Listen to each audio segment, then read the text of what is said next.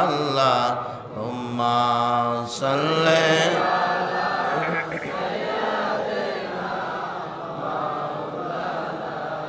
মুহাম্মদ ওয়া আলা আলি সাইয়্যিদিনা মাওলানা মুহাম্মদ আল্লাহুম্মা সাল্লি সাইয়্যিদিনা মাওলানা মুহাম্মদ ওয়া আলা আলি সাইয়্যিদিনা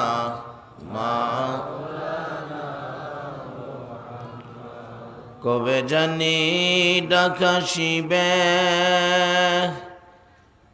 এই বাড়ি ঘর সারিতে আপন পোশাক খুলে খুলে সাদা কাফন পরিতে আল্লাহুম্মা সাল্লি সাইয়্যিদিনা মাওলানা মুহাম্মদ ওয়া আলা আলি সাইয়্যিদিনা মাওলানা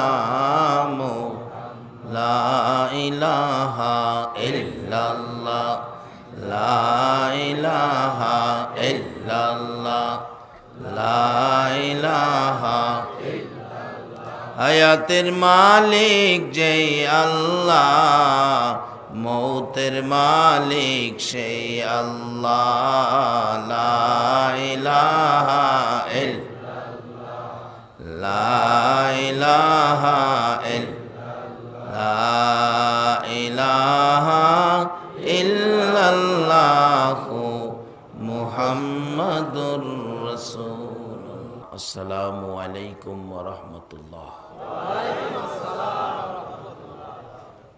মাগো ও মহিলারা, তোমরা ইজ্জত পাইবা এই নবীরে চিনো, নবীর মাধ্যমে আল্লাহকে তালাশ করো, নবীর আদর্শ নবীর তরিকা নিয়ে সামনে বাড়ো, আল্লাহর সাহায্য তোমরা পাইবা। পেয়েছিলেন মা খাদিজা, বলতেছিলাম গনে দেখে সব ঠিক আছে, হাই হাই কি রাখাল, একটু অ্যাক্সিডেন্ট নাই, বাঘে ধরে না তোমার বকরিকে? না ম্যাডাম, বাঘ আমার বকরির কাছে আসলে বাঘও বকরির মতো হয়ে যায়। এই নবীর রাখালিয়াতের আওতার বকরিগুলোর কাছে বাঘ দুর্বল হয়, আর আমরা রে ভাইলে মশাই পর্যন্ত সারে না। সারেও সারে, খালি ঘুমাইয়ে দেখেন মশা যে কত খুশি, গরমের মধ্যে কারেন্ট নাই, খালি গায়ে শুইছে, মশারিও টানাইতে পারে না। মশা দেখবেন কাছে আইসা কি গুনের গান শুরু করে, গুনগুনা গুনগুন ও বন্ধুজন ঘুমাও গো ঘুমাও, ইঞ্জেকশন বাউ করতেছি। আর যদি নবীর উম্মতের পরিচয় দিতে পারেন, জঙ্গলার ভাগ ভাল্লুক পর্যন্ত আপনাকে ইজ্জত করবে। তার বাস্তব নবীজির একজন সাহাবীর জীবনী। নবীর সাহাবীর নৌকা দিয়া যাইতেছে, ঘূর্ণিঝড়ে নৌকা ভাঙ্গা টুকরা টুকরা করে ফেলছে, সবগুলি মানুষ নদী গর্ভে হাবুডুবু খাইতে খাইতে শেষ। নবীর সাহাবীটা না একটা কাঠের টুকরায় ধরে সাঁতার কাইটে কিনারে উঠছে, কিনারে উঠে কই আল্লাহ সবগুলি মানুষ মরল, আমি তো বাঁচলাম। যেখানে খারইয়া কইতাছে আমি বাঁচলাম, এটা আমরা সুন্দরবনের বাঘভাল্লুকের জংলা, যেখানে মানুষ খাওয়ার প্রাণী ছাড়া, অর্থাৎ হিংস্র প্রাণী ছাড়া বালা কোনো প্রাণী নাই, হ্যাঁ খারইয়া কইতাছে আমি বাঁচলাম, আফ্রিকার এক জংলার কিনারে। একটু পরে দেহে তার নাহের মধ্যে বাঘের গন্ধ লাগতেছে। বাঘের কিন্তু গন্ধ আছে, শিয়ালের গন্ধ আছে, কিছু প্রাণী আছে তাদের একটা গন্ধ আছে, বাঘের গন্ধ নাহে, বাঘেও নাহে দেহে মানুষের গন্ধ লাগতেছে। বাঘে শিকার করব, কই শিকার আছে না আছে নাহের মধ্যে খবর হয় নাকি বাঘের মোবাইলের বার্তা আছে। খালি বাঘ না, কিছু প্রাণীকে আল্লাহ পাক এই ক্ষমতা দিছে। আল্লাহর ওলি গাউসে পাক আব্দুল কাদের জিলানী ওনার কিতাবে লেখছে, একটা মাছিকে 3 মাইল পর্যন্ত কিয়া কই কি হইতাছে এর নাহের মধ্যে মাছির খবর 3 মাইলের ভিতরে হয় কইটা। কত নাম্বার সিএস আর দাগ নম্বর, বাড়ি নম্বর, মোজা নম্বর, কার বাড়ি, কয় তালার উপরে, কোন রুমে কাডল ভাঙছে, বিনা পোস্টারিং বিনা মাইকিং গে হাই দেখবেন যাইব। আছে না এরকম একটা? বলুন হ্যাঁ রে, ক্ষমতা কে দিছে? আচ্ছা, আল্লাহর সৃষ্টির মধ্যে কি হ্যাঁ শ্রেষ্ঠ না আমরা শ্রেষ্ঠ? হ্যাঁ রে, এত সুযোগ সুবিধা দিল, আমরা সুযোগ সুবিধা কই? আজকে আদায় করুম, কি কর রাজি আছেন নি আপনারা? আদায় করুম, কিন্তু রাস্তা আছে একটা, রাস্তাটা ধইরা লইতে হইব, রাস্তা সাইরা পাইতে। মা খাদিজা কয়, এই রাখাল আর পাইছি না, বাঘে ধরে না। জিগাইল বাঘ? কয় না, বাঘ তো আমার বকরির গায়ে হাত দেয় না। এই নবীর উম্মতের পরিচয় দিতারলে আপনার গায়ে বাঘ হাত দিবে না। তার বাস্তব নবীর সাহাবী, দেহে ভাগ একটা। বাবা রে বাবা, এমন বড় বাঘ, জংলার বাঘ তো। হ্যারে দেখকে খারইছে, চোখি লাল, আগুন পড়তাছে চোখ থেকে, মুস একবারে কি যে মোটা মোটা হইছে। বাঘ তো আইতাছে খুশি, জিব্বাটা বাইর কইরা দাঁতগুলি কটমট করে আইতাছে খাইব। নবীর সাহাবী কয়, আল্লাহ, মরছিলাম নদীত পইরেই মরতাম, অন্দি বাঘে চিরা খাইব। হ্যাঁ তো হগলের লোকে একখানো যাইলে মিলে। অবশেষে কয়, যাক খাইলে খাক, একটা পরিচয় তো আমার আছে, পরিচয়টা দিয়া দেখি কাজ হয় কিনা। ও ভাগ, আমার দিকে আইতেছো, আমারে খাইবা, আমার পরিচয় জানো আমি কে? আমি আখিরি নবীর উম্মত। যেই নবীর সৃষ্টি না হইলে তুমি বাঘের সৃষ্টি। বাঘ একটু খবর হইছে যে বাঘে আমরা নবীরে চিনিনি, আইতাছে, আবার ডাক দিছে, আমার পরিচয়টা বুঝতে পারলি না? আমি আখিরি নবীর গোলাম, আমি নবীর গোলামি করছি, নবীর গোলামের গায়ে হাত দিস না। বাঘ তারপরও আইতেই আছে, কাছাকাছি আসলে বাঘের ভয়ে তার জীবনী লেখে কাঁপতে কাঁপতে জমিনে বসে গেছে। বাঘটা ডাকতেছে, প্রভু গো, আমার জবানটা খুলে দাও না, আমি যে নবীর গোলামের গায়ে হাত দিব না, আমি তাকে বুঝাইয়া দিব, জবানটা খুলে দাও। আল্লাহ বলেন, যাও, তোমার জবান খুলে দিলাম। বাঘ ডাকতেছে, ও নবীর গোলাম, তুমি ভয় পাইতেছো কেন? আমি তো তোমারে খাবো না, যার গোলামের পরিচয় দিয়েছো এই গোলামের গায়ে আমি হাত দিব না, আমি আসছি তোমাকে মদিনার পথ দেখাইয়া দেওয়ার জন্য। এই শানে আমি একটা গজল বানাইছি, কমুনি নাকি কালকে নিয়ে আবার ফতোয়া দেওয়া শুরু করেন, মৌলবী গান গায়ে গেছে, দিলে দিবেন, পুরাই লিছি। কমু কমু, নিজের বানানো গজল, আমার সাথে কোয়েন আপনারা ভালো লাগলে। নবীজির গোলামের, নবীজির গোলামের কোনো চিন্তা নাই, চলো নবীজির জান্নাতে মদিনাতে যাই, চলো নবীজির জান্নাতে মদিনা। কে কে যাবে মদিনায়, মদিনাতে কান্দে নবী উম্মতের মায়ায়। কে কে যাবে মদিনায়, মদিনাতে কান্দে নবী উম্মতের মায়ায়। দিনী রজনী কান্দেন যিনি, দিনী রজনী কান্দেন যিনি, শুয়ে রোয়া যায়, চলো নবীজির জান্নাতে মদিনাতে যাই, চলো নবীজির জান্নাতে মদিনাতে। কঠিন হাসরের দিনে বেহেশতে যাবে না নবী উম্মত বিনে, কঠিন হাসরের দিনে বেহেশতে যাবে না নবী উম্মত বিনে। মাফ করিয়ে দিবেন আল্লাহ, মাফ করিয়ে দিবেন আল্লাহ নবীর ওসিলায়, চলো নবীজির জান্নাতে মদিনাতে যাই, চলো নবীজির জান্নাতে মদিনাতে। বাঘ ডাকতেছে, আরে নবীর গোলাম ভয় পেও না, আমি তোমাকে খাইতে আসি নাই, তোমাকে মদিনার পথ দেখাইতে আইছি। যেই নবীর উম্মতের পরিচয় দিলে বাঘ না খাইয়া মদিনার পথ দেখায়, বলুন এই নবীর উম্মত হইতে পারলে লাভ হবে না লস হবে? দুনিয়ার কিছুদিনের দুনিয়ার মধ্যে বেজালটা ছাইরা দিয়া লন, নবীর উম্মত হয়ে যায়। অবশেষে তার জীবনী লেখে বাঘ পিছন থেকে লেজটা বাড়িয়ে দিয়ে বলছে, আমার লেজে ধরো। লেজে ধরলেন নবীর সাহাবী, জংলার মাঝখান দিয়ে বাঘ চলছে। বলুন, জংলায় কি বাঘ একটাই থাকে না আরো আছে? মানুষ খাওয়ার মতো হিংস্র প্রাণীরা আসতেছে, তাকে দেখে ওই বাঘটা তার বাসায় জংলার সকল প্রাণীকে সাবধান করে দিচ্ছে, ও জংলার বাঘেরা, হিংস্র প্রাণীরা, সাপ বিচ্ছুরা, এদিকে আইসো না, কাকে নিয়ে চলছি খবর জাননি, আখিরি নবীর উম্মত লইয়া রওনা হয়েছি। নবীর সাহাবী বলেন, এই ঘোষণার পর আমি তাকিয়ে দেখি যাই যেখানে আসছিল সেখানেই ব্রেক হয়ে গেছে, সামনে বাড়ে না, শুধু আমার বাঘটাই মাঝখান দিয়ে চলছে। দুনিয়াতেও দেখবেন মাঝে মাঝে একটা গাড়ি আসে, মন্ত্রীর গাড়ি, আগে একটা পুলিশ সার্জেন্ট হোন্ডা নিয়ে বাঁশি ফু দেয়, সংকেত দেয়, সাইড সাইড সাইড। আবার মন্ত্রীর গাড়ির আগের গাড়িটা পুলিশ দুই সাইডে তো জানালাটা লাঠি বাইর করে দেখায়, মানে সব ব্রেক, মন্ত্রীর গাড়ি চলবে, দেখছেন সব ব্রেক, একটা গাড়ি চলছে।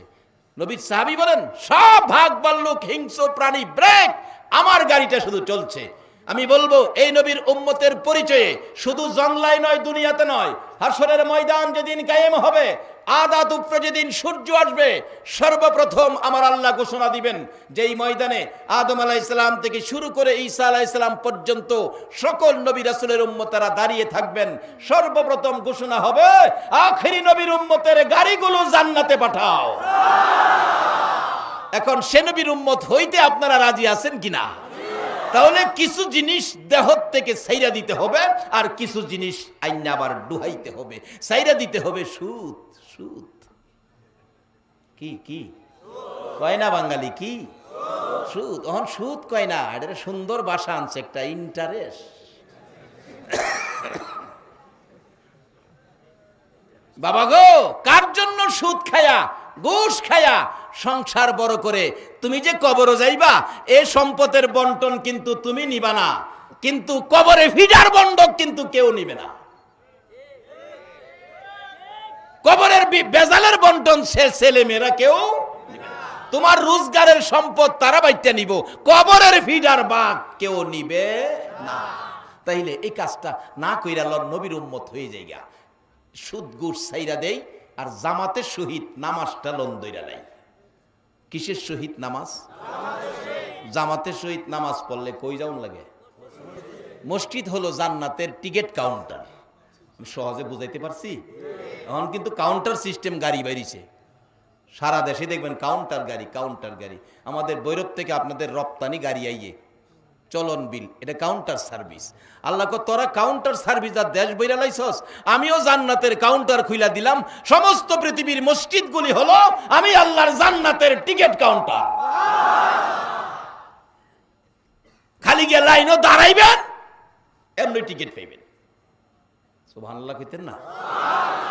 কোন কি বল হুজুর, কোন কি বল? হা হা, 80 বছরের বুড়া আজকের ওয়াজ শুনে ফজরের নামাজে পিছনের কাতারও গিয়া লাইনও দাঁড়াইন না। আল্লাহু আকবার। আল্লাহ কইব, ফেরেশতারা এটা কোনটারে লাইনে দাঁড়াইছে? জামাতে পড়তে গেলে লাইনে দাঁড়ান লাগে না? আল্লাহ জিগাইব, এটা কোনটারে লাইনে দাঁড়াইছে? ফেরেশতারা খাল্লা, এটা 80 বছরেরা আজকে কেমনে কেমনে লাইনও খারাইছে, জীবন এটা মসজিদ আই না। আল্লাহ কো, আমার কাছে ভাল লাগছে, দেখছে তার জীবনে হিসাব কিতাব কি। ফেরেশতারা কো, আল্লাহ হিসাব কিতাব দেখমু কি? বিরাট। তাইলে তার জীবনের সব গুনাহ একটা গাঠুরি বানাইয়া মাথার দে, মাথাত লইয়া খার রয়েছে নামাজের ভিতরে। আচ্ছা বলুন, জামাতের নামাজ খালি খারই থাকে, রুকু সেজদার যায় না? ইমাম সাহেব রুকুতে গেছে, মুসল্লিরাও সব কি কিন্তু ফিসে যে 80 বছর একটা আইসিন লাইনও কারইছিন, জান্নাতের টিকিট কাউন্টারের লাইনও, তাও কি রুকুতে? আচ্ছা আপনারাই ফাইসালা দেন, মাথাত কোনো গাঠুরি থাকলে রুকুতে গেলে থাকবো? রুকুতে যাইবার আগেই তো গাঠুরি হইয়া গেছে। আরে অনেক ভদ্রলোকের দেখছি টুপিই হইয়া যাবে, আর গাঠুরি থাকবো?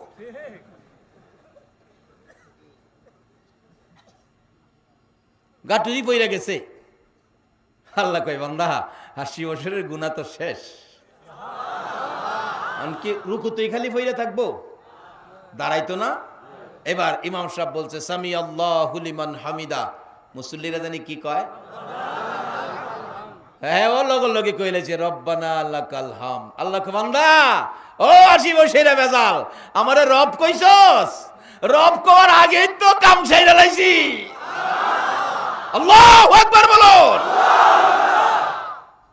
মসজিদ হলো হে আল্লাহর ঘর, বেহেশতের টিকিট কাউন্টার। ছেড়েছি তো অহন বেড়া সেজদার যাইব তো, ইমাম সব সেজদার যাইতেছে। বলে হুজুর সাইরা যে লাইছি এটা প্রমাণ কি? একদিন 80 বছর হয়েছে নামাজে যান নাই, ফজরের জামাতে দাঁড়ায়েন, এই যে মাথার থেকে গাঠিটা পড়ছে দেখবেন ওই সময় শরীরের পশমগুলো দাঁড়াইয়া যাব, শরীরটা একটা ঝাঁকুনি দিব, মনটার মধ্যে শান্তি ফিরে আসবো, চোখে পানি আসবে। আল্লাহ, নামাজ এত মজার জিনিস, আগে কেড়ে পড়লাম না, এরকম একটা ভাব নিজের মধ্যে পয়দা হবে। দাঁড়াইয়া দেখেন বাবা, দাঁড়াইয়া দেখেন বাবা গো, কার দোকানে জানি কোন ফ্যাক্টরির সাদা কাফন আইসে গেছে তোমারে প্যাকেট করার জন্য।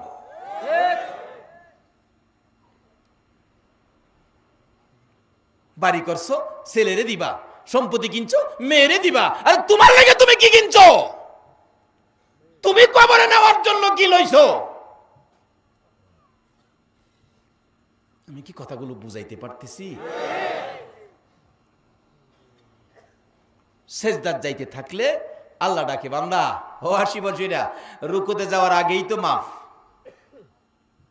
আমারে রব কইছস, আমি তো খুশি, এখন সেজদা করবি খালি বিছানায়, খালি পাক্কাত না। ইন্না সাজিদা ইয়াসজুদু ফি কদামাইর রহমান, আমি আল্লাহর কুদরতি দুইটা, আমি রহমানের দুইটা মায়ার পাও, কুদরতি পাও সামনে বাড়াইলাম, আমার ভাবের উপর সেজদাটা কর। দেখেন অনেক সময় মুরব্বীদের পায়ে সালাম করে বাচ্চারা, পরীক্ষা দিতে যায় সালাম করে, মুরব্বীরা দেখেন মাথায় হাত দিয়ে কি কয়? বাবা বেঁচে থাকো, বেঁচে থাকো, সুখে থাকো, শান্তিতে থাকো। আল্লাহ কয় আমার কুদরতি পায়ে সেজদা দিলে বেঁচে থাকো, সুখে থাকো, শান্তিতে থাকো, এই ভাষা আমার নয়, আমার হলো আমার কুদরতি পায়ে যারা সেজদা দিছো, আমি আল্লাহর পক্ষের রহমত বরকতের সব তোমরা পেয়ে গেছো।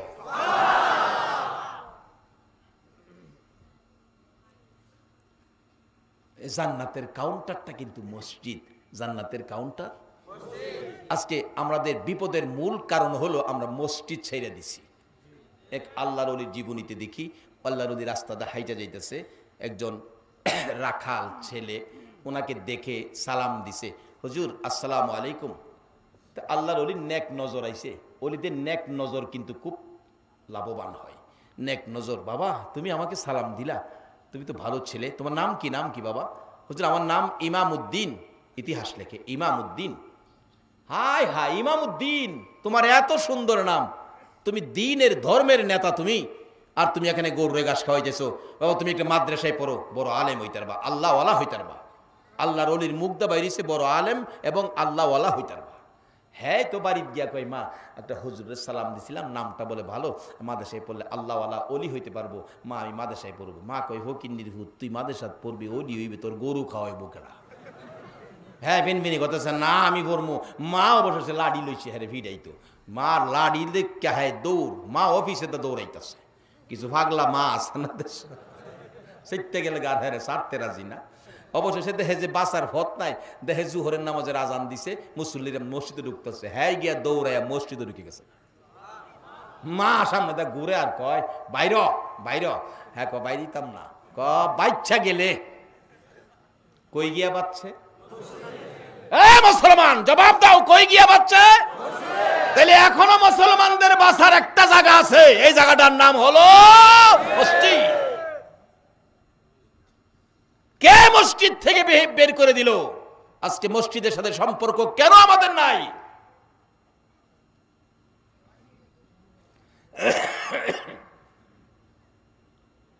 এই মসজিদ শুধু দুনিয়াতে না, আখেরাতে কি করবে?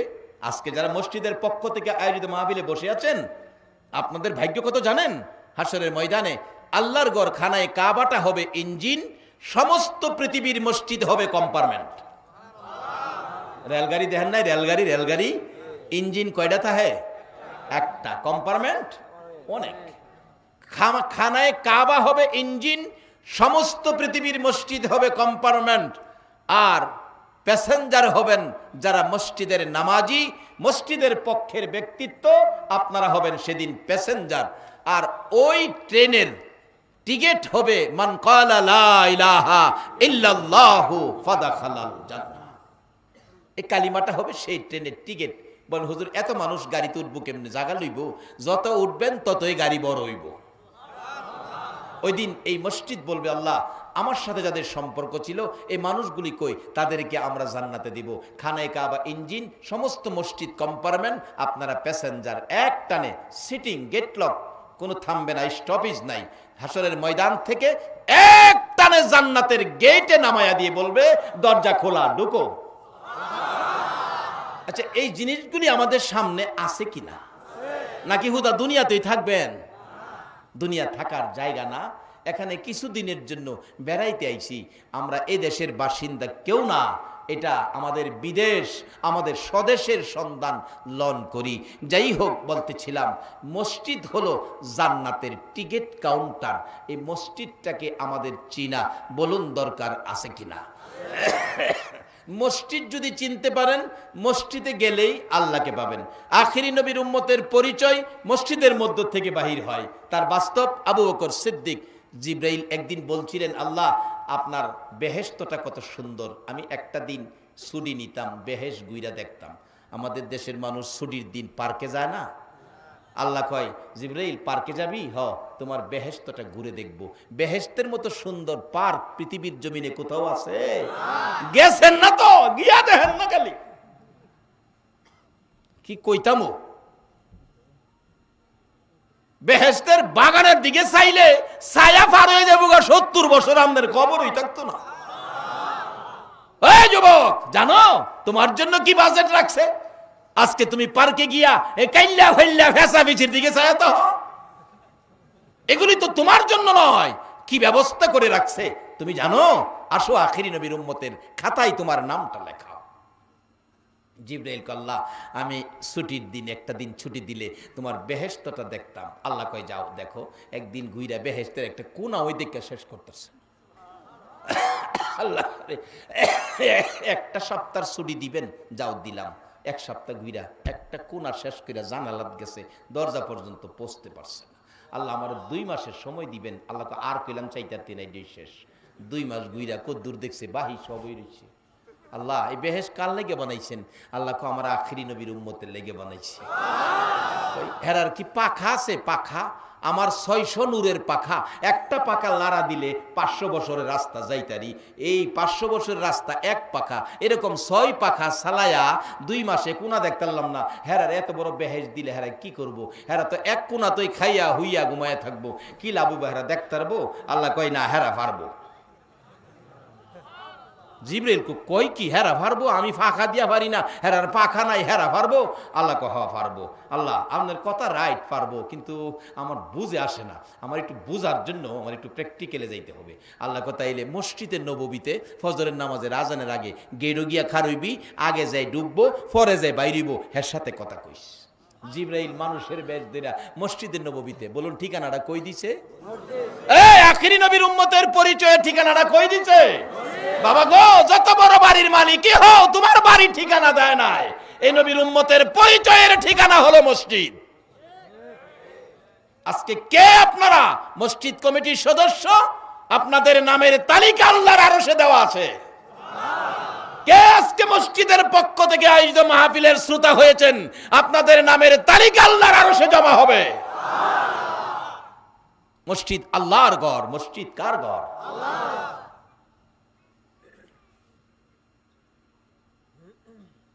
ঠিকানা মসজিদ। জিব্রাইল মানুষের বেশ দেরা। কেরামত আলী আছে না, কেরামত আলী, কেরামত আলীর সুরতদের গিয়া গেটে খারেছে, দেখে একটা লোক ঢুকছে সাদা পাঞ্জাবি গায়ে দিয়া, সবার আগে।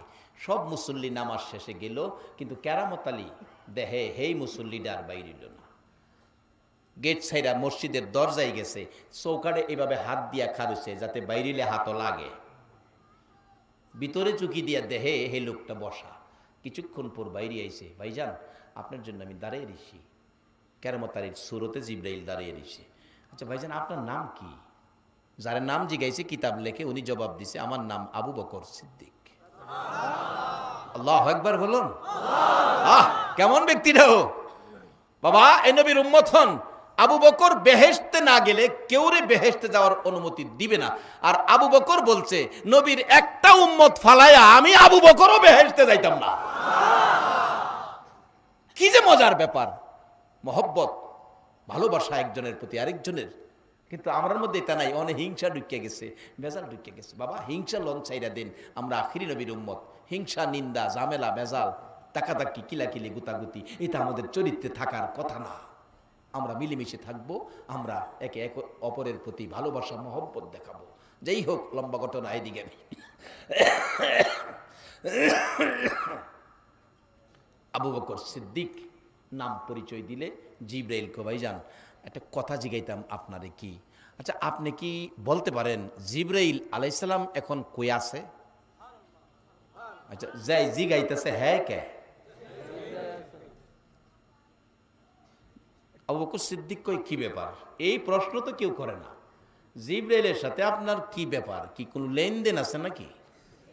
কয় না, একটু দরকার আছে। কোথায় আছে আমার একটু খোঁজ খবর নেওয়া। কইলেই তো আর হয় না, আমার কিছু সময় দেন, আমি গুইরা দেখতেইব তো জিব্রাইল কই আছে। জিব্রাইল কো, গুইরা বলে দেখবো?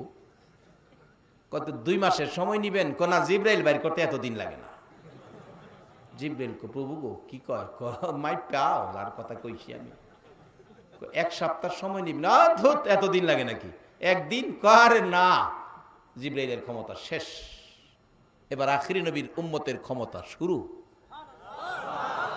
আল্লাহু আকবার বলুন। জিব্রাইলের ক্ষমতা যেখানে শেষ, সে নবীর উম্মতের ক্ষমতা হানতে শুরু হয়। আজকে হে নবীর উম্মত সুদ খায়া, ঘুষ খায়া শেষ করে লাইছে সব ক্ষমতা, নামাজ ছাইরা দিয়া সব শেষ করে দিছে।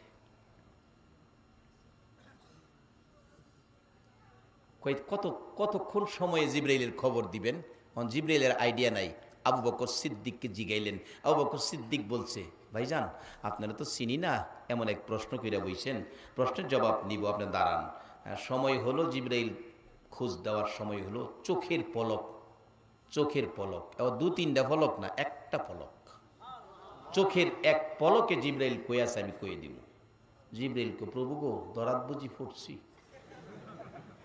আল্লাহ কয়, আমার আখিরি নবীর উম্মতের ভাওয়ার বুঝাও। কথাইলে বলুন। চোখের পাতি মাইরা, পলক মাইরা কয়, ভাইজান আপনি একটু দাঁড়ান, আপনি যাইেন না। জিব্রাইল কোথাও পাইতেছি না। আল্লাহর 8টা বেহেশ কোনায় কোনায় ঘুরে ঘুরে দেখে এলাম। সুবহানাল্লাহ, আসতে গেলেন। এই নবীর উম্মত হইলে আমরা লাভ হইব না লস হইব? বাবারে, একখানি জমির লেগে কত ঝগড়াঝাটি করলেন, আর 10টা পৃথিবীর সমান একটা জান্নাত দিব আখিরি নবীর উম্মতের। এই জান্নাতের লেগে 5 ওয়াক্ত নামাজ জামাতে পড়া আমাদের দরকার আছে না? লাগলে পড়বেন, না লাগলে না পড়বেন, এটা আপনাদের ব্যাপার। এবার আপনি দাঁড়ান। 8টা বেহেশতের কোনায় কোনায় দেখছি, জিব্রাইল নাই। 7টা জাহান্নাম গুইরা দেখছি, জিব্রাইল নাই। আল্লাহর আরশ, কুরসি, লৌহ কলম যা আছে, আল্লাহর সৃষ্টি জগৎ কোনোটা বাকি রাখি নাই, কোথাও জিব্রাইল নাই। জিব্রাইলটা গেল কই? ভাই সাহেব মনে দুঃখ নিয়েন না, আমি তো আর জিব্রাইল না, আমি তো আবু বকর। আমার মন কয় আপনি জিব্রাইল। ভাই সাহেব আপনি মনে করেন আপনি কইতাছেন না, দেখাইছে আর কি আপনারা। জিব্রাইল আসল সুরত বাইর করে কয়, ও আখিরি নবীর উম্মত ছাইরা দাও, মাইপা গেলাম ক্ষমতা যে কত দিছে।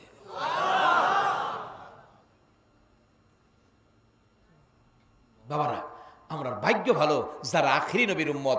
এর চেয়ে বড় ভাগ্য নিয়ে পৃথিবীতে কেউ আসে নাই যারা আখিরি নবীর উম্মত হইছে। তাই মসজিদের সাথে সম্পর্ক রাখেন। মসজিদ হবে জান্নাতের টিকিট কাউন্টারের লাইনে দাঁড়াইবেন। দাঁড়াইলেই আল্লাহ পাক 80 বৎসরের গুনাহ একদিনের কাতারে মাফ করে দিয়া জান্নাতের ফায়সালা। সেই মসজিদের পক্ষ থেকে আয়োজিত মাহফিল। এই মসজিদ চিনার জন্য আমার নবী দুনিয়ার জমিনে বড় কষ্ট করছে। একটাই নবীর উদ্দেশ্য, উম্মতের মসজিদ চিনাইতো। আর এই নবীরে চিনতে পারলেই মহিলাদের জীবনও ধন্য হয়ে যায়, যেটা বলতেছিলাম মা খাদিজার জীবনী। কথাটা খেয়াল আছে না আপনাদের? মা খাদিজা বলেন, রাখাল মোহাম্মদ একটা ভাগও আমার বকরি খাইছে না। তোমারে আর ছাড়তেছি না। পরের দিন আবার যাইতেছে, চাইছে ছাদের উপর উঠতে, দেখে মেঘের টুকরা ছাইয়া দিছে, গরম বেশি, অজগর সাপ আইসা ফনা ধরে তাল পাতার পাখার মতো মাথাটা করে নবীজির চেহারা মোবারকে বাতাস করে। খাদিজা দেখকে কয়, মুহাম্মদ চিনছি, আর তোমাকে ছাড়ছি না, কালকার থেকে আর মরুভূমিতে যেতে হবে না, ব্যবসার দায়িত্বে। নবীজি ব্যবসার দায়িত্বে, বলুন নবী যে ব্যবসার দায়িত্বে আছে, লাভ হইব না লস হইব? কিছুদিন লাভ, লাভের লাভ, প্রচুর লাভ। খাদিজা আচার আচরণ দেখে, নবীজির চাল চলন দেখে, ব্যবসা বাণিজ্যের অবস্থা দেখে খাদিজা সইতে পারে না।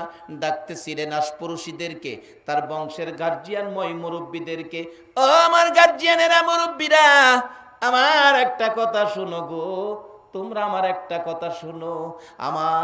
আমার ব্যবসার ম্যানেজার মোহাম্মদের কাছে আমি খাদিজাকে বিবাহ দিয়া দাও। গার্জিয়ানেরা, মুরব্বীরা বলেন, ও খাদিজা, তুমি পাগল হতে পারো, আমরা পাগল হতে পারি না। যার মা নাই, বাবা নাই, জমি জমা নাই, গরদর নাই, ব্যবসা বাণিজ্য নাই, বেড়া বকরি দুম্বা উট নাই, ব্যবসার মালামাল নগদ টাকা বলতে কিছুই নাই। খাদিজা বলেন, এরে আমার গার্জিয়ানেরা, আমারে যখন পাগল হই তোমরা কইছো, আমার হাতে কলম দাও, কাগজ দাও, মুহাম্মদের কিছু নাই বলে যদি আমারে বিবাহ দিতে রাজি না হও, আমি খাদিজা মুহাম্মদকে চিনে ফেলেছি। আমার ধন সম্পদ, বাড়িঘর, বেড়া বকরি দুম্বা উট, ব্যবসার মালামাল নগদ টাকা, এমনকি আমি খাদিজার জীবন জৈবন যা আছে গো, সব আমি মুহাম্মদের নামে আমি দান করে দিলাম। মুহাম্মদের নামে সব দান করে দিয়ে আমি খাদিজা গরিব হলাম। বলো, আমি গরিব খাদিজাকে ধনী মুহাম্মদের কাছে বিবাহ দিবানি? পয়েন্টে পড়ে গেছে, পয়েন্টের পেছে পড়ে গার্জিয়ানেরা বিবাহ দিয়ে দিলেন। বলুন খাদিজার জীবন ধন্য হলো না লস হলো? খাদিজা নবীর পক্ষ নিলেন, সব আল্লাহকে পাওয়ার জন্য দান করে দিলেন। খুশি হলেন আমার আল্লাহ, নবীর পক্ষ খাদিজা নেওয়ার কারণে আল্লাহ খাদিজার পক্ষে হয়ে গেছে। যেদিন খাদিজা দুনিয়ার থেকে বিদায় হবে, বাস্তব ঘটনা, আমার নবীর দিকে তাকিয়ে তাকিয়ে খাদিজা কাঁদতেছে। নবী ডাকে, খাদিজা গো, তুমি কাঁদলে আমার কলিজা মানে না গো খাদিজা। যেদিন আমার মা নাই, বাবা নাই গো, যেদিন আমার মক্কা নগরে কেউ ছিল না, তুমি জীবন জৈবন ধন সম্পদ টাকা পয়সা সবগুলো আমার ভালোবাসায় দান করে তুমি আমার পক্ষ নিয়েছিলা, সান্ত্বনা দিয়েছিলা। তুমি বিদায় হলে তুমি কাঁদলে আমি অসহ্য লাগে, আমার চোখে পানি রাখতে পারি না। হুজুর কেন কান্দি জানেননি? আমি তো আপনার ভালোবাসায় আল্লাহ খুশি করার জন্য সব দান করে দিয়েছিলাম। এখন আপনার কাছে 3টা জিনিস চাবো গো নবী, বলুন আমারে দিবেন কিনা? আমার নবী বলেন, খাদিজা রে, আমার জন্য তুমি সব দিয়েছো, আমি কি তোমাকে 3টা জিনিস দিতে পারি না? দিব, কথা দিলাম তোমারে 3টা জিনিস দিব, বলো কি জিনিস? খাদিজা কান্দে, হুজুর যেদিন আমি খাদিজার মৃত্যু হয়ে যাবে গো, ও মা বোনেরা, নবীর বিবি খাদিজা যদি মৃত্যুর বয়ে এই ফাইসালা করতে পারে, তোমাদেরও এই ফাইসালাই যাওয়া দরকার। ডাকতেছে, ইয়া রাসূলুল্লাহ, আমার মৃত্যু হলে আমি দেখেছি মক্কার মানুষ মরে গেলে বাজার থেকে কাফন কিনে কাফন পরাইয়া দাফন করে, আমাকে বাজারের কিনা কাফন পরাবেন না, আপনি নবীর একটা পাঞ্জাবি দিয়ে আমারে কাফন পরাইবেন। নবী বলেন, যাও, তোমার দাবিটা রাখলাম। আর একটা দাবি, আমাকে যেই কবরে শোয়াবেন, জান্নাতুল মুআল্লাতে যেই কবরে শোয়াবেন, আমাকে শোয়াইবার আগে আগে গো নবী, আপনি একটু আমার কবরে শুয়ে আসবেন। বলুন, নবী যেই কবরে শুয়ে আসবো, এই কবরটা কি বেজাল থাকবো? নবী যেই ঘরে থাকবো, নবীর আদর্শ যার কাছে থাকবো, তার মধ্যে কি অশান্তি থাকবো? নবী গেলে যে কি হয়, বাস্তবে আসেন না। ভারতের একটি ঘটনা, একটু সময় ভারত গেলাম। ডক্টর শিব শক্তি নামে হিন্দুদের একজন মহাদেবতা ছিলেন। 70 লক্ষ হিন্দু যারে দেবতার মতো পূজা করত, মাঝে মাঝে ভগবান কইয়া ও ডাকত, এত বড় মনে করত। কিন্তু একদিন আমার নবী স্বপ্ন যুগে ডক্টর শিব শক্তির ঘরে ঢুকে ডাকতেছে, ডক্টর শিব শক্তি, আমি রাসূল মদিনার থেকে আইছি, তোরে কালিমা পড়াইতাম, কালিমাটা পড়বি? ডক্টর শিব শক্তি কই, ইয়া রাসূলুল্লাহ, বলেন কি, আমার নসিব কত, ভাগ্য কত, আমাকে এখন কালিমা পড়াইয়া মুসলমান বানায় দেন। নবীজি কালিমা পড়াইলেন ডক্টর শিব শক্তিকে। সকালবেলা উঠে অন্যদিন আগুনের পূজা করত, সূর্যের পূজা করত, গাছের পূজা করত, বাথরুমের পূজা করত। বাথরুমে যাওয়ান লাগে না, সব পূজা সেদিন বন্ধ। বাথরুমে যায় না, পূজা টুজা কিচ্ছু করে না, ঘরের দরজাই খুলে না। বিবি সাপ 9টার দিকে নাস্তা লইয়া ডাকতেছে, ঠাকুর কর্তা সব কি ভুলে গেলেন, সব ছেড়ে দিলেন, পূজা কি করবেন না? দরজা খুলেন, খুলছে, কি ব্যাপার, গর্তে বাইরেন না যে, কি পূজা টুজা সব ভুলে গেলেন নাকি? ডক্টর শিব শক্তি কয়, বিবি ঘরে ঢুকো, ঘরে ঢুকো। ঘরে ঢুকছে, দেখো তো ঘরটা কেমন লাগে। বিবি চোখটা ঘুরাই, ও প্রাণের স্বামী, মন কয় ঘরে যেন কোনো মহান অতিথি আইসা গেছে। স্বামী কে আসছিল গো, ঘরটা যেন রহমতের ভান্ডার হয়ে গেছে। ডক্টর শিব শক্তি বলেন, বিবি গো, আজকে রাতে রাহমাতাল লিল আলামিন নবী এসে এই ঘরে আমাকে কালিমা পড়াইছে। ঘরে কত সুগন্ধি, কত মজা, কত স্বাদ। নবী যেই ঘরে আসছে, ঘর থেকে বাহির হতে আমার মন চায় না। ডাকতেছে ডক্টর শিব শক্তির বিবি, ঠিক আছে ভালো কথা, নাস্তা নিয়ে আসছি, নাস্তা খান। ডক্টর শিব শক্তি বলেন, বিবি তুমি কি জানো না, আমি তো ইসলাম গ্রহণ করে মুসলমান হয়ে গেছি। তোমার মতো বিবি এখন হিন্দু, তোমার হাতের নাস্তা আমি খেতে পারি না।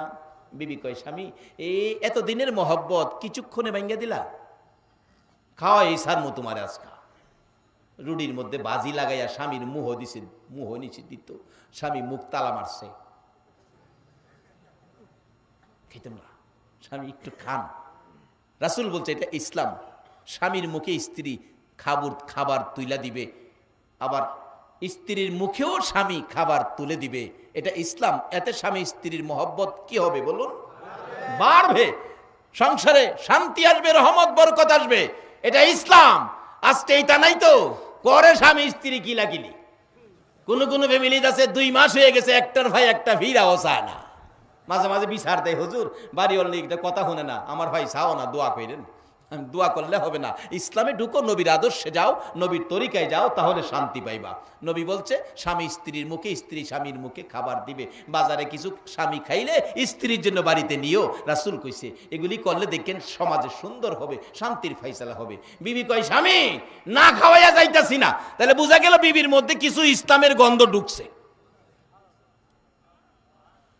ডক্টর শিব শক্তি কয়, আমি খাবো না। খাইবেন না? স্বামী তারাইয়া দিয়েন না, না খাইয়া পারবেন না। খবর জানেননি, যেই সময় আমার নবী আপনারে কালিমা পড়াইয়া মুসলমান বানাইছে, যাওয়ার পথে আমারেও কালিমা পড়াইয়া গেছে। এখন আমারও জীবন ধন্য, আমিও তো কালিমা পড়েছি। একদিনের কালিমাই ইসলামের প্রেম মহব্বত কত, নবীর আদর্শ ঢুকে গেছে। স্বামীর মুখে স্ত্রী রুটি দিতে চায়। যে ঘরে রাসূল গেছে, ঘরটা যদি এত বরকতের হয়, আর খাদিজা বলতেছে, নবী গো আমার কবরের পাশে আপনি নবী শুবেন, আমার যে কবরে শোয়াবেন আপনার শুয়ে আসবেন। তৃতীয় দাবি হলো, আমার এই কবরে শোয়ায়া সবাই যখন কবর সারো বলে চলে যাবে, আপনি নবী আমার কবরের পাশে বসে মুনকির নকিরের সওয়ালের জবাবটা আপনি নবী দিবেন। নবী কও, খাদিজা আমার জন্য তুমি এত কিছু দিছো, আমি তোমার 3টা দাবি রাখলাম, তোমার 3টা দাবি আমি দেব। যেদিন খাদিজা মৃত্যু হলো, সবকিছু করে নবীজি কবরের মাথার পাশে বসে আছে, ঘন্টার পর ঘন্টা মুনকির নকির আসে না। নবী পেরেশান, এখনো আসতেছে না, ব্যাপারটা কি? আল্লাহ কয়, জিবরাইল যা আমার বন্ধুর কাছে যা, বন্ধুরে যায় বন্ধু যেন খাদিজার প্রশ্নের জন্য চিন্তা না করে, বন্ধু যেন বাড়িতে চলে যায়। যেদিন বন্ধু খাদিজার পক্ষে 3 কথার ওয়াদা দিয়েছিলেন, আর খাদিজা যেদিন আমার বন্ধুর ভালোবাসায় আমি আল্লাহকে পাওয়ার জন্য জীবন জৈবন ধন সম্পদ বাড়ি ঘর টাকা পয়সা নগদ বাকি সব দান করে দিয়েছিল, এদিন আমি আল্লাহ খাদিজার পক্ষে গিয়েছি। আমার বন্ধু মুলকিন নকিরের সওয়ালের জবাবের জন্য বসে থাকতে হবে না, বন্ধুর পক্ষে খাদিজা যাওয়াতে আমি আল্লাহ খাদিজার মুলকিন নকিরের সওয়ালের জবাব আমি আদায় করে দিয়েছি। যার পক্ষে গেলে আল্লাহ মুলকিন নকিরের সওয়ালের জবাব আদায় করে দেয়, এই পক্ষটা নেওয়া বলুন আমাদের দরকার আছে কিনা? সে নবীর উম্মত হইতে আপনারা রাজি আছেন? তাহলে কিছু জিনিস ছাড়তে হইব, কিছু জিনিস ধরতে হইব। সাইরা দিবেন সুদ ঘুষ, একবারে সব পারতেন না। আজকার ওয়াজে দুইটা জিনিস, সুদ ঘুষটা সাইরা দিবেন একটা উদ্দেশ্যে, আখরি নবীর উম্মত হওয়ার জন্য। সব সাইরা দিবেন না, আজকাল দুইটা খালি দিলাম। সুদ ঘুষ ছাড়বেন, ধরবেন একটা জামাতের সহিত নামাজ। যদি জামাতের সহিত নামাজ দেখাইয়া আখরি নবীর উম্মতের পরিচয় দিতে পারেন, আল্লাহর কসম অহনো নবী ডাকিয়া আপনার পাশে রাখবো। তার বাস্তব হযরত ওমর ফারুক রাদিয়াল্লাহু তাআলা আনহুর জীবনী। ওমর যখন মদিনার শাসক, রাষ্ট্রপতি, মসজিদের নববীতে রাষ্ট্রপতি ইমামতি করে, একজন ইহুদি ওমরকে হত্যা করার জন্য বহুদিন যাবৎ ঘুরতেছে, সুযোগ পায় না। একদিন ফজরের নামাজের সময় ইমামের পিছনে, মসজিদের মধ্যে ইমামের পিছনে পাঞ্জাবির নিচে ছুরি লইয়া বসে আছে মুসল্লি সেজে। ওমর ইমামতি করবে, এক রাকাত নামাজ পড়াইয়া দ্বিতীয় রাকাতের জন্য দাঁড়াইতে ছিল, সোজা হইতে পারে নাই। বাঁকার মধ্যে ইহুদি ওমরের ডান দিক দিয়ে কলিজার মধ্যে ছুরি মারছে, কলিজা ছেদ্রু করে বাম দিক দিয়ে বেরিয়ে গেছে। ইহুদি ছুরি মাইরা মুসল্লিদের ভিতরে লুকাইয়া গেছে। ওমর কাত হইয়া নামাজের বিছানায় পড়ে গেছে, জিহ্বাটা বাহির হয়ে গেছে, শক্তিশালী পুরুষ রক্ত বাহির হইয়া মসজিদে নববী লাল লাল হয়ে গেছে। মুসল্লিদের পায়ের নিচের রক্ত, মুসল্লিরা ডাকতেছে, কার রক্ত গো? মসজিদে নববী লাল লাল করে দিলা। ওমরের ছেলে আব্দুল্লাহ মিম্বরে দাঁড়াইয়া ডাকতেছে, মুসল্লিরা গো, এতিম করে ফেলছে গো, আমাদের সর্বনাশ হয়েছে গো, আমার বাবারে ছুরি মারছে, জীবনের তরে বিদায় করে দিয়েছে, আপনারা দরজা বন্ধ করে দেন, আমি আমার বাবার প্রতিশোধ নিব, বিচার করব। ওমর ছোট্ট ছোট্ট সুরে ডাকতেছে, রে আব্দুল্লাহ, প্রতিশোধ নয়, বিচার নয়, আমার ভাগ্যে যা ছিল তা হয়েছে, এখন আমাকে যদি খুশি করে বিদায় দিতে চাও, একটা কাজ করো। কি কাজ? আমি দেখেছি আমার নবীর রওজার পাশে আমার ভাই আবু বকর সিদ্দিক জান্নাতের বিছানায় ঘুমাইছে। রে আব্দুল্লাহ, যদি পারো মা আয়েশার কাছ থেকে অনুমতি লইয়া আমারে যদি নবীজির পাশে আবু বকরের মতো শুয়াইতে পারো, আমি ওমর খুশি হইয়া বিদায় হইব। একটা দৌড় মেরে মা আয়েশা সিদ্দিকার কাছে যাইয়া ডাকতেছেন, মাগো, আমার বাবাকে ছুরি মারছে গো, বাবা দুনিয়ার থেকে বিদায় হয়ে যাবে, একটু জায়গা নবীজির পাশে শোয়ার জন্য চাইছে। মা, আমি ভিক্ষা চাই, আমার বাবারে একটু জায়গা ভিক্ষা দেন, নবীজির পাশে শোয়াইয়া বাবারে খুশি করে বিদায় দেই। ও বাবারা, ভাইরা, কতজনের মা বাবা দুনিয়ার থেকে বিদায় হলো, মা বাবারে খুশি করে বিদায় দিছেন কিনা চিন্তা কেউ করেন নাই। ওমরের ছেলে ডাকতেছে, মা, আমার বাবা খুশি হবে গো নবীর পাশে শুইতে পারলে। আম্মা জান আয়েশা সিদ্দিকা বলেন, এরে আব্দুল্লাহ, আমি কিভাবে অনুমতি দিব? আমারই তো মনে আকাঙ্ক্ষা ছিল, দাবি ছিল, আশা ছিল, আমি নবীজির পাশে শুইব, আরেক পাশে আমার বাবা আবু বকর সিদ্দিক ঘুমিয়েছে, আমি তো ফাইসালা দিতে পারতেছি না, তুমি দাঁড়াও, নবীজির কাছ থেকে ফাইসালা নিয়ে আসি। নবীজির রওজার পাশে যাইয়া মা আয়েশা সিদ্দিকা ডাকতেছে, ইয়া রাসূলুল্লাহ, আমার বাবার পাশে আমি শোয়ার ইচ্ছা ছিল গো নবী, আপনার পাশে শোয়ার ইচ্ছা ছিল, এক পাশে বাবা আছে, আরেক পাশে আমি শুইব। ওমরকে ছুরি মারছে, ওমর আপনার কাছে আসতে চাই, ইয়া রাসূলুল্লাহ, অনুমতি দেন, আপনার পাশে আমি আয়েশা থাকবো, নাই আপনার উমর আপনার পাশে থাকবে।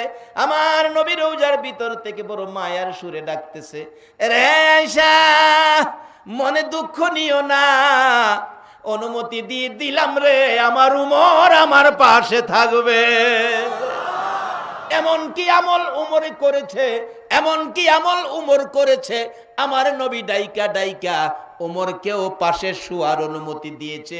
দেখুন বাস্তবতায় আমলটা কি ছিল। এই খবর পৌঁছে দিলেন আব্দুল্লাহর কানে।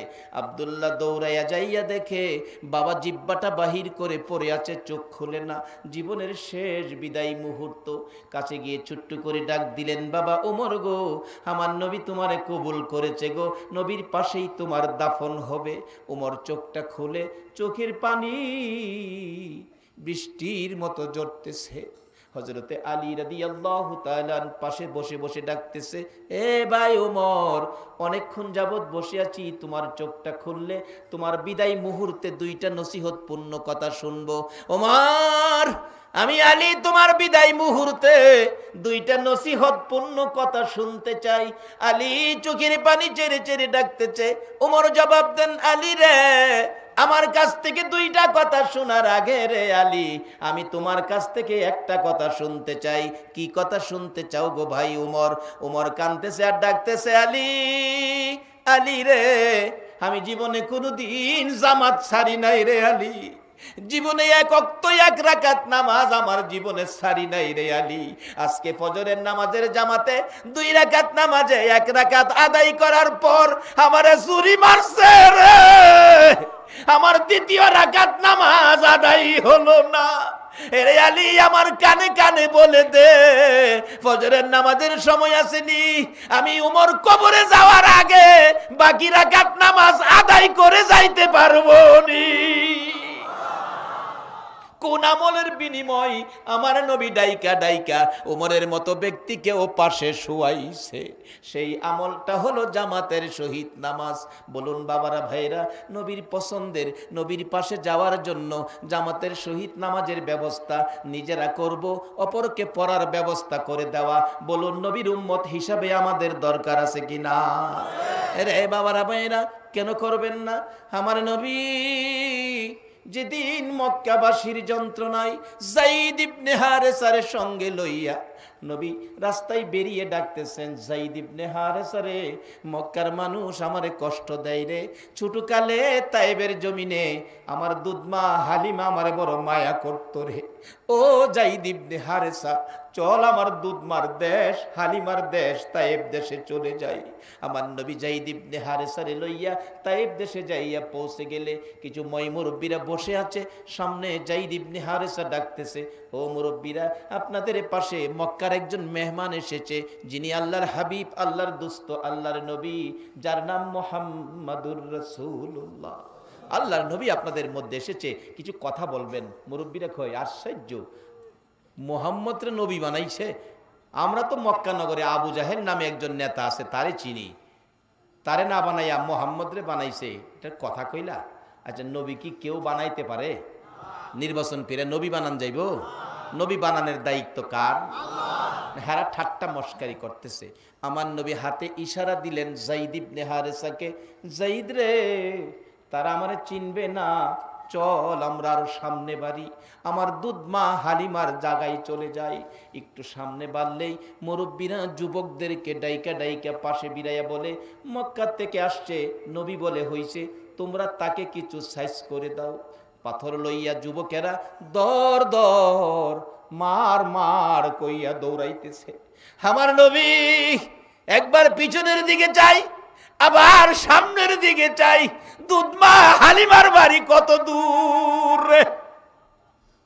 যায়েদ ইবনে হারেসা বলেন, ইয়া রাসূলুল্লাহ, অবস্থা ভালো দেখা যায় না গো, জীবন বাঁচাইতে পারবো না গো নবী। যায়েদ ইবনে হারেসা এইভাবে বারবার অনুরোধ করতেছে যুবকদের দিকে তাকাইয়া, কিন্তু তারা চারদিক এসে ঘেরাও করে ফেলেছে। নবীকে সামনে যেতে দেয় না, পিছনে যেতে দেয় না, ডাইনে বামে যেতে দেয় না। যায়েদ ইবনে হারেসা বলতেছে, পাথর হাতে নিয়ে আসছো, তোমাদের উদ্দেশ্য কি? আমার নবীরে কি মারবা? আমার নবীরে মাইরো না। আমি যায়েদের বুকটা পেতে দিলাম, মারতে মারতে আমার জীবন বাহির করে ফেলে দিল, সমস্ত শরীরে রক্তাক্ত, টাইনা উঠাইছে, উঠতে পারে না, হাঁটতে পারে না, ধাক্কা দিয়ে হাঁটাইয়া আবার পাথর মারছে। 3 বার করে মারতে মারতে রক্ত মুবারক মাথার থেকে একেবারে জুতা মুবারক পর্যন্ত রক্ত ভরে গেছে, জামাটা যেন সাদা জামা লাল লাল হয়ে গেছে। 3 বারের মাথায় বেহুশ হবে। আমার নবী রক্ত মাখা 2টা হাত বাড়াইয়া ডাকে, যুবকেরা রে, আমারে কোন অপরাধে মারো? আমি কি অপরাধ করেছি? কোন দোষে তোমরা এইভাবে আমারে মারো? আমারে আর মাইরো না রে যুবকেরা। তোমরা কি জানো না আমার মা নাই, আমার বাবা নাই? যায়েদ ইবনে হারেসা সাক্ষী, আমার মা নাই, বাবা নাই, তোমরা এইভাবে আমারে মাইরো না। কিন্তু থামলো না, মারতে মারতে 3 বার করে বেহুশ করেছে। অবশেষে নবী মাথা উঠায় না, জ্ঞান ফিরে না, যুবকেরা দৌড়াইয়া চলে গেল। আর যায়েদ ইবনে হারেসা আমার নবীকে কোলে করে পাহাড়ের কিনারে একটা পাথরের মধ্যে বসাইতে চাইলে পাথরটা ক্ষত বিক্ষত, নবী বসবে বিদায় তোলার মতো নরম বিছানা হয়ে যায়। নবীকে বসাইলে আমার নবী গার রাখে না, রক্তগুলো জামা কাপড় লাল লাল হয়ে ভিজে আছে, মনে হয় চিপা দিলে পানি রক্তের মতো বাহির হবে।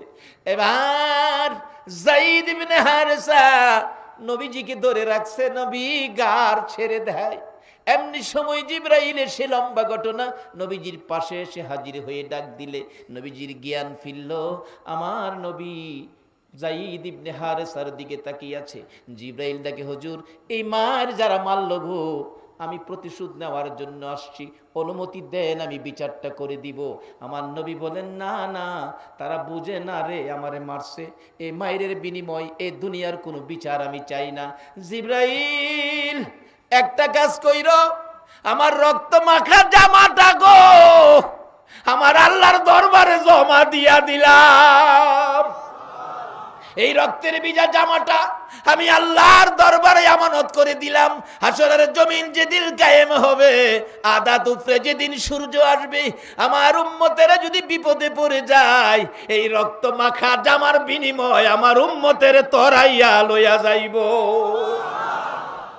যেই নবী তাইবের জমিনের রক্তের বিজার জামা আপনার আমার নাজাতের জন্য রেখে দিল, এই নবীকে খুশি করার জন্য কিছু কাজ করা বলুন আমাদের দরকার আছে কিনা?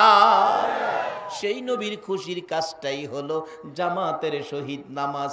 বাবারা, যেই জামাতের শহীদ নামাজের ব্যবস্থা মসজিদের পক্ষ থেকে আপনাদের কাছে হাত বাড়িয়েছিল, দেখলাম আপনারা নবী খুশির কাজ সকলে করতে পারেন নাই। যে জামাত নবী কত খুশি। মা আয়েশার জীবনী, মসজিদে নববীতে জামাতের নামাজ শুরু হবে, নবীজি 17 ওয়াক্ত নামাজ জামাতে যাইতে পারে নাই অসুস্থতার জন্য। তারপরও জামাত শুরু হবে, নবী প্রস্তুতি নিতেছেন জামাতে যাওয়ার জন্য। অসুস্থ, হাতে বর করে একটু দাঁড়িয়ে গেছে, নবী কাত হয়ে পড়ে গেছে। মা আয়েশা বলেন, হুজুর শাস্তে দেয় না, উঠছেন না। আবার উঠতে চাইছে, নবী উপর হয়ে পড়ে গেছে, মা আয়েশা টাই না বসাইছে, নবী গো আপনি যায়েন না। আমার নবী কান্দে, এরে আয়েশা আমি কি আর পারবো না রে জামাতে যাইতে? রে বাবা যুবকেরা, এই নবীর ভালোবাসায় জামাতের ব্যবস্থায় শরীক হও। যারা নবীর ভালোবাসায় এইভাবে বসে আজ শুনেছো, নবীর পক্ষ নিয়েছো, আমার মন বলে তোমাদের মতো যুবকেরাই তো একদিন আমার নবীর মারছে।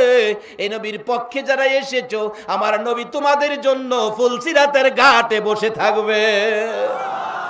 সেই নবীর সুপারিশে ফুলসিরাত পার হইয়া জান্নাতে যাওয়ার জন্য আপনাদের কাছে এই মসজিদের পক্ষ থেকে 2টা হাত বাড়াইলাম।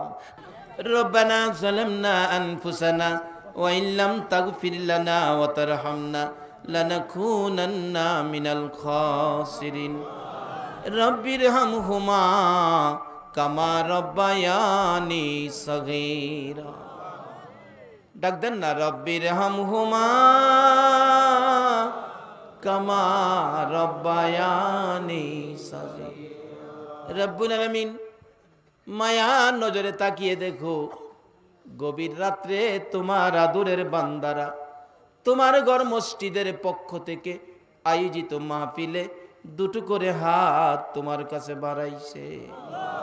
মাবুদ, এই গভীর রাত্রে তোমার বান্দারা তোমার কাছে হাত বাড়াইছে, তুমি জিগাও না কে কোন আশায় হাত বাড়াইছে। আল্লাহ গো, আমি তো জানি না কার মনে কি আশা, কার মনে কি ব্যথা, তুমি তো জানো কার মনে কি আশা। তবে সকলের পক্ষ থেকে আমি একটা দরখাস্ত করব, আমরা দুনিয়ায় থাকবো না জানি, তারপরেও শয়তানের দুকাই পড়ে, দুনিয়ার মায়াই পড়ে বহু গুনাহ করে ফেলেছি। আজকের মাহফিলের উসিলায় আমাদের সকলের গুনাহগুলো ক্ষমা করে দাও। মাবুদ, গুনাহ করেছি বলেই তো ক্ষমা চাইলাম, তুমি যদি ক্ষমা না দাও তোমার বান্দা গুনাহ লইয়া কই যাবে গো আল্লাহ। দুনিয়ায় দেখছি সন্তান অপরাধ করলে মা যদি থাপ্পড় দেয়, কানতে কানতে বাবার কাছে যায়, বাবা আদর করে। বাবার কাছে যদি অপরাধ করে, বাবা থাপ্পড় দিলে কানতে কানতে মায়ের কাছে যায়, মা টাইনা টাইনা বুকে জড়ায়। মাউত, আমরা অপরাধী গো, আমরা গুনাহগার গো, এই গভীর রাত্রে হাত বাড়াইছি, তুমি যদি ফিরাইয়া দাও বলো আমরা আর কার কাছে যাব গো আল্লাহ। ফিরাইও না, ঘুরাইও না, কার জীবনে কত গুনাহ হিসাব জিগাইও না, কে নেককার কে গুনাহগার কাউরে কিছু কইও না। এই মাহফিলের উসিলায় মা বোনদেরকে সহ আমাদের সকলের জীবনের গুনাহগুলো ক্ষমা করে দাও আল্লাহ গো। জীবনের গুনাহ ক্ষমার আসার দরখাস্তের পর আরেকটা দরখাস্ত করি, তুমি কিন্তু রাগ হইও না। আমি জানি না হাজার হাজার মানুষ হাত বাড়াইছে, কার মনে কি ব্যথা আছে, কার মনে জানি ব্যথা আছে। মানাই মানাই গো মানাই, কার মনে জানি ব্যথা বাবা নাই, বাবা নাই গো। হুজুর দোয়া না করে বাড়িতে যাব না গো হুজুর। আমার আশপড়শি ছেলেরা বাড়িতে যাইয়া মা মা কইয়া যখন ডাক মারে গো, আমার নাই, আমার কলিজা মানাইতে পারি না। আমার আশপড়শি বন্ধুরা বাবা বাবা কইয়া যখন ডাকতে থাকে, আমার কলিজা মানে না গো হুজুর। কে জানি হাত বাড়াইছে মায়ের অভাবী, কে জানি হাত বাড়াইছে বাবার অভাবী। মায়ের অভাবী বাবার অভাবী, 7-8 বৎসরের একটা বাচ্চা ছেলে মাহারা বাবা হারা হয়ে গেছে। ঈদের দিন সকালবেলা খালি মানুষের মুখের দিকে তাকাইয়া থাকে। কত বাবা সন্তানের জামা কাপড় পরাইয়া আঙ্গুলে ধরে ধরে ঈদগায় রওনা হইছে। ছেলেটা দৌড়াইয়া পিছে পিছে যায়, ওই ছেলেটাকে টাইনা জিজ্ঞেস করে, ও বন্ধু আমার, কার আঙ্গুলে ধরে ঈদগায় যাইতেছো? ছেলেটা জবাব দেয়, আমার আব্বু, আমার আব্বু। একটা চিৎকার মেরে ডাকে, বাবু আমার আব্বু কই গো, আমি কার আঙ্গুলে ধরে ঈদগায় যাব গো?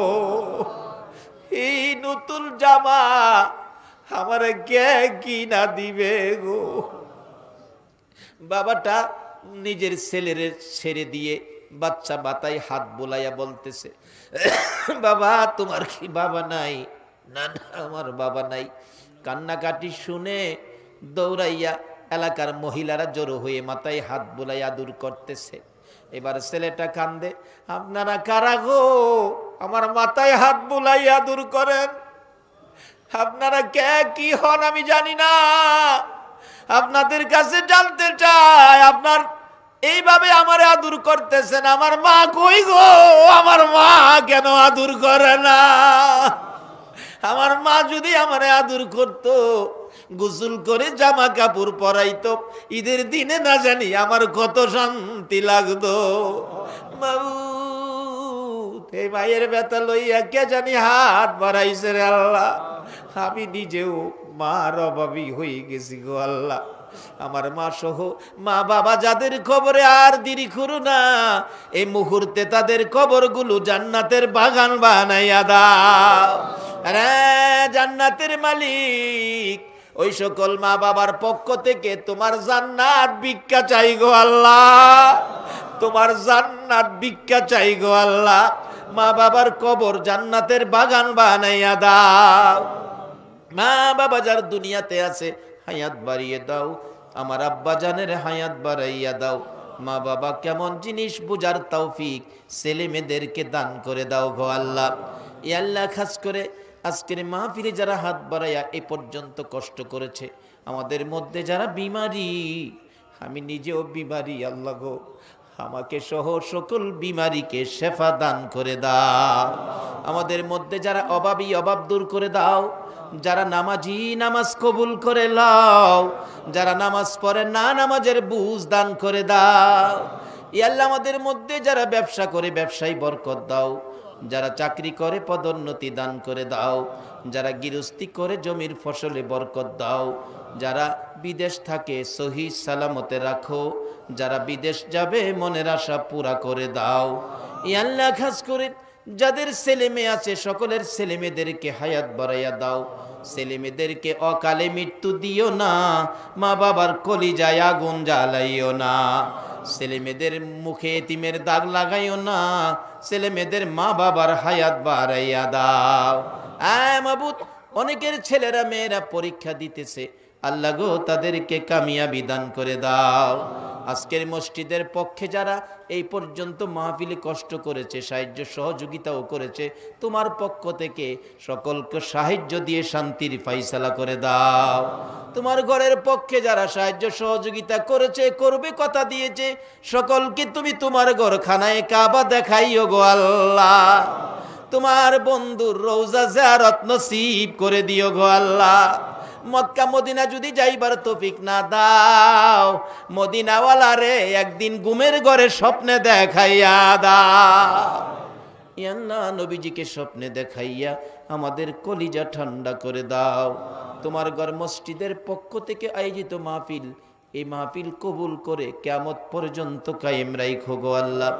মসজিদ কমিটির ভাইদেরকে তোমার কুদরতি হাতে দিয়ে গেলাম, তাদেরকে তুমি কবুল আর মঞ্জুর করো গো আল্লাহ। মাবুদ গো, মা বোনদেরকে রাবিয়া বস্তির মতো বানাইয়া দাও গো আল্লাহ। যুবকদেরকে খালেদ বিন ওলীদের মতো কবুল করে লাও গো আল্লাহ। মাহফিল শেষে যারা যেখানে যাবে সহি সালামতে পৌঁছাইয়া দাও গো আল্লাহ। যতগুলো দরখাস্ত করলাম মাহফিলের উসিলাই, দুরুদের উসিলাই, জিকিরের উসিলাই, তোমার ঘর মসজিদ, মসজিদের পক্ষ থেকে আয়োজিত মাহফিল, যারা মসজিদের টাকা পয়সা দান করেছে, এই দান উসিলা বানাইয়া আমাদের সকল দরখাস্ত কবুল আর মঞ্জুর করো গো আল্লাহ। ও সাল্লাল্লাহু তাআলা আলা খায়রি খালকিহি মুহাম্মাদিন ওয়া আলা আলিহি ওয়া আসহাবিহি আজমাইন বিহাক্কি লা ইলাহা ইল্লাল্লাহু মুহাম্মাদুর রাসূল।